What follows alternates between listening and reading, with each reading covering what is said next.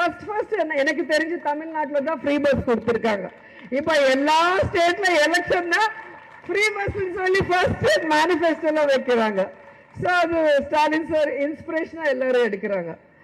ஏன் மகளிருக்கு free bus போடும்போது நான் சப்போர்ட் பண்றேன்னா, இப்போ 80% விமன் வந்து படிக்கிறாங்க, வேலை செய்யறாங்க, எல்லாருமே வீட்டுக்கு தேவையான இதுக்கு தான் பஸ் யூஸ் பண்றாங்க. சும்மா டைம் பாஸ்க்கு சினிமா போறதுக்கு இல்ல டைம் பாஸ்க்கு யாரும் யூஸ் பண்ணலாம்.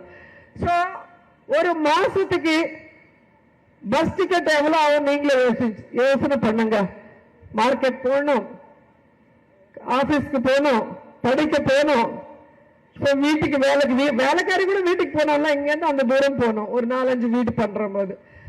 ஸோ இந்த மாதிரி நிறைய விதத்துல விமனுக்கு யூஸ் ஆகுது. அவங்களுக்கு வந்து மந்த்லி ஒரு 880 1000 rupees சேவ் ஆகுதுல்ல, அது கூட இன்டைரக்டா உங்களுக்கு ஸ்டாலின் சார் கொடுக்குறாங்க.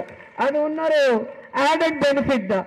ஸோ லேடிஸை மதிச்சு அவங்களோட சொந்த வீட்டில் அவங்க அம்மா, அவங்க தங்கச்சி, அவங்க எப்படி நல்லபடியா சேஃபா ஒரு இடத்துக்கு போயிட்டு வரணும்னு நினைக்கிறாங்களோ அதே மாதிரி உங்களுக்கு ஸ்டாலின் சார் செய்யும் போது அது வந்து நான் அப்ரிஷியேட் பண்றேன். ஏன்னா அது பாலிடிக்ஸை நான் எப்போ பார்க்க மாட்டேன். ஒரு லீடர்ஷிப். அது ஒரு லீடர்னா எலெக்ஷனுக்கு அப்புறம் ஜனங்களுக்கு என்ன தேவையோ அது செய்யணும். அதுல இது ரெண்டாவது எனக்கு ரொம்ப பிடிச்சு போச்சு.